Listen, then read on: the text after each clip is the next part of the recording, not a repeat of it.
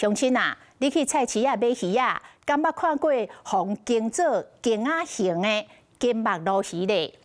這種用尼龍的索啊，捲過魚喙，再擱扭到魚尾拔起來的手法，就是經仔魚。這是為着要保持魚仔的新鮮所發展的傳統技巧。同時嘛會當避免着魚販啊，也則是民眾和鱸魚的刺擦着傷。但是動保團體認為，這種處理的手法，動物的龍骨會受到壓迫，甚至斷氣。學者透過科學實證研究，嘛發現，紅拔起來的鱸魚會釋放着影響肉質的皮質醇甲磷酸，唔那味會改變，恐驚也有食安的疑慮。因要求主管機關要來介入，讓這個經仔魚來退場。問題是，真濟消費者也是較愛活體的經仔魚。因為大家傳統觀念也是食海產就是愛食現撈啊，這款的觀念，在科學研究的進步之下，是不是會改變呢？透過經仔魚的故事，咱進一步來了解。因為它夠新鮮了，綁起來它就會活很久。還是盛行啊，一定要吃這個很撈很撈。不要再相信那樣的迷思了。其實你在買的是一條壞掉的魚、爛掉的魚，非常痛苦的魚。不管是科學研究的初步的結果，跟我們所謂的食品衛生安全，民眾喜歡吃鮮活魚這個事情，這個觀念可能要稍微再調整一下。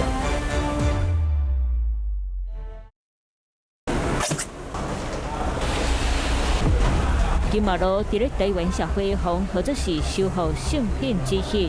延續幾內世代，各島嘛是煲湯的首選魚種。那為什麼大家說鱸魚是開刀最好的？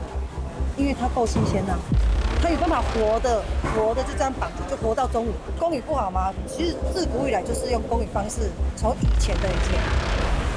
經魚就是將魚仔凹做弓形，再擱用尼龍把魚喙魚尾。這是傳統市場內底賣金目鱸上普遍的方式。所以嘛，爭取魚市場的爭議話題。現在的時間是清晨4點半，正是台北魚類批發市場最熱鬧的時候。現場一看，仍然有不少金目鱸的供應業者使用公魚手法捆綁販售。但值得一提的是，其他魚種卻幾乎不會使用這樣的方式。你現在是這一塊嗎？是這一塊，這邊這一塊，你給它摸會割傷。這一塊會割傷，會割傷哦。哦，很利耶，很利。所以客人都不知道，他會抓頭的時候，會從這邊割下去。為什麼只有金目鱸會公魚？因為它有這一片，其他七星鱸沒有，七星鱸沒有，銀花鱸也沒有那一片，所以它是天然形成的。生性豐富的過程，顛倒爭取金目鱸被特殊對待的原因之一。因為金目鱸它本身是有，比如說它鰓蓋邊緣是鋒利的，或者是它背鰭、腹鰭跟臀鰭，它其實是有硬棘，所以如果當漁民或者養殖戶甚至魚販在操作的時候，那它容易被刺傷，所以它把它綁起來，這個是一個原因。那另外一個原因則是他們希望這個魚的外觀是完整的，因為它如果收成之後，它不斷的掙扎跳躍的話，它的體表可能鱗片會脫落，或者它可能會出血等等這些問題。開始在跳了，對不對？它沒有把那個在跳了，它10分鐘後，它沒有在水裡面，對，它前面會掙扎嘛，對啊，這沒有綁，已經跳到都沒有魚鱗。哦，它是自己跳到？對，因為它會跳啊，離開水面之後就跳啊。這是我們綁起來，你看綁起來，它是完整性，它完整性就很好，完整度很好，完整度很好，所以是增加消費者購買的意願。綁魚蝦會當讓業者民眾佇咧處理，或者是經魚蝦較安全，嘛當保證魚蝦的完整性。不過根本的原因是來自消費市場的期待。上次我們有試驗過，是全場不要綁。隔天客人就說都賣不出去，消費者都不買單啊。那你這樣是不是會影響我們這一端，然後又影響那個養殖業者？因為它相對價格會比較低。對，它價格會比較低。價格比較低。起碼可以小多少？差不多。1公斤100塊。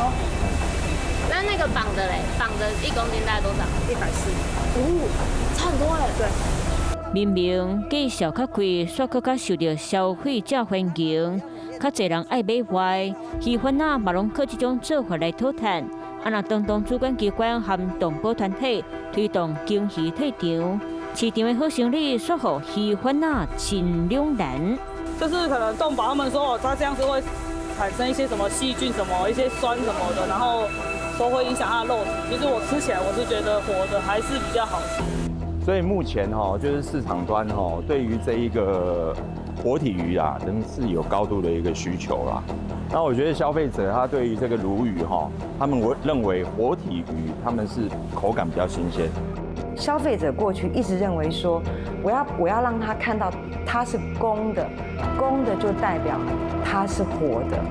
但是事實上，我們在傳統市场上面看非常多公魚，他們其實早就死了，不知道死多久。可是消費者都一直從傳統老遠的時代覺得說，有被綁起來的這個魚，它就是會活着的魚。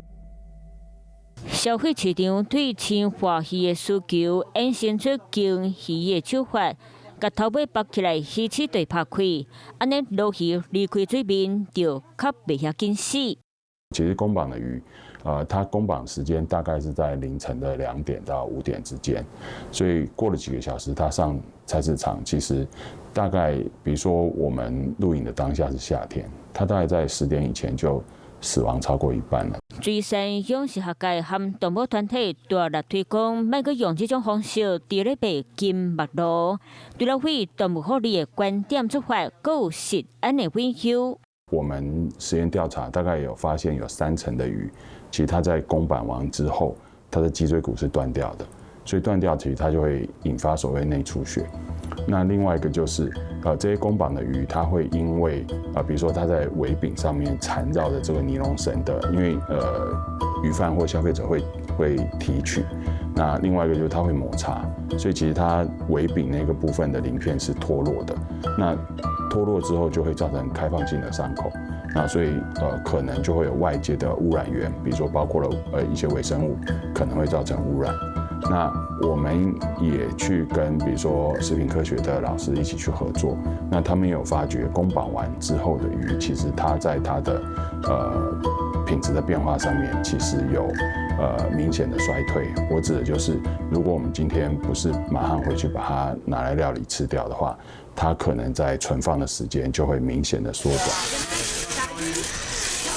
魚仔扣開始，或者是離開水面死亡，魚肉胃定、冷到爛去3大階段，無共魚種和死亡方式，都有可能影響各階段的時間。若根據上新的研究講，金白比現代的冷凍的鱸魚肉更加堅軟，推進到後一個階段，這嘛代表較袂遐青，保存期限嘛較短。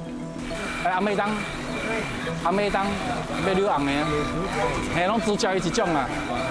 醫生他們也都宣導說吃鱸魚好，因為它豐富的鈣、鎂、鋅，所以說他們也習慣說這個東西，我既然說我開刀修復要吃的，還是身體不健康，他們也要吃活的。他不會說我去買個死的東西，他不會，因為在觀念裡面就說死的可能就是放很久，他也不知道多久，那可能就是不新鮮，那他就是要親眼看到活的，活蹦亂跳的，那所以說這個都是早期的大家的習慣，那我們也是有在說宣導說民眾減少，所以我們就有進了像這種真空包裝的東西，我們還是有宣導說可以有別的東西可以替代。那這個都是一些比較年輕的媽媽，可能1個禮拜才有6日才有機會來市場，他們買這個放冰箱，然後就可以慢慢冰，沒關係。因為真空呢，我們講說最少都可以放3個月以上。銷量好嗎？很差，因為他有活的，他要吃活的。民眾他們來都是先這樣子，他們一定先這樣對，看有沒有活的。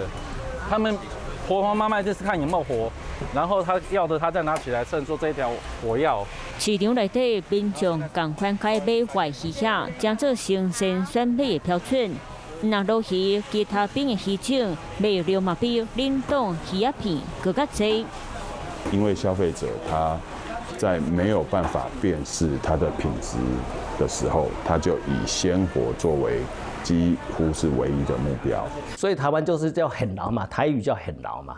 台語很牢的時候，其實在我們台灣沿岸海魚類，是非常的盛行啊，一定要吃這個很老很老。那其實很老，一個就是表示說它是最新鮮的，然後第二個是活的。